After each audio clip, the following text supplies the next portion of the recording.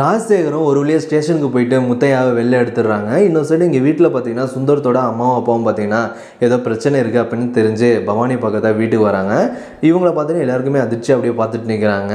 அப்போ பவானியோட அம்மாவும் என்னம்மா ஏதாச்சும் இந்த வீட்டில் பிரச்சனையா, எல்லா விஷயமும் கேள்விப்பட்டேன், இது மாதிரி பொண்ணு ஏதோ குறைச்சிட்டு வெளில போயிட்டா அப்படின்னு சொல்லி அவங்க அப்பாலாம் பேட்டி கொடுத்துருந்தா டிவியில் பார்த்தோம். அது மட்டும் இல்லாமல் சுந்தரம் என்னாச்சு என்ன ஏதுன்னு தெரில, ஏதாச்சும் பிரச்சனைனாலே ஆளாக அந்த வீட்டுக்காக வந்து நிற்பார், ஆனால் வராமல் என் வீட்டிலே இருக்கான், இது மாதிரி என்ன ஆச்சு உங்களுக்குள்ளே ஏதாச்சும் பிரச்சனையா அப்படின்னு சொல்லி பார்த்தீங்கன்னா சுந்தரத்தோட அம்மா கேட்குறாங்க.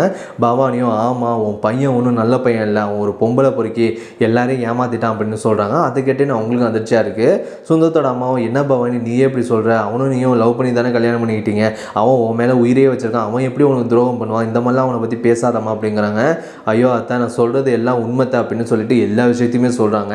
இதை கேட்டு பார்த்தீங்கன்னா சுந்தரத்தோட அம்மாவுக்கும் அப்பாவுக்கும் இந்த மாதிரி இருந்திருக்கானே என் பையன் அப்படின்னு சொல்லிட்டு வீட்டுக்கு வந்து பார்த்தீங்கன்னா கண்ணாபுண்ணான்னு வாய்க்கு வந்தபடி திட்டுறாங்க சுந்தரத்தை. ஏன்டா அப்படி பண்ண, இது மாதிரி உன் பொண்ணோட லைஃப்பை பற்றி நினச்சி பார்த்தியாடா, அவன் 4 மணி பெரிய ஆளாகி என் அப்பா இப்படி ஒரு கேவலமானவன் தெரிஞ்சால் அவன் எவ்வளோ கஷ்டப்படுவா அப்படிலாம் சொல்லி திட்டுறாங்க. அது கேட்டோன்னே பார்த்தீங்கன்னா சுந்தரமும் ரொம்பவே ஃபீல் பண்ணி அழுகிற மாதிரி ஆயிடுறாங்க.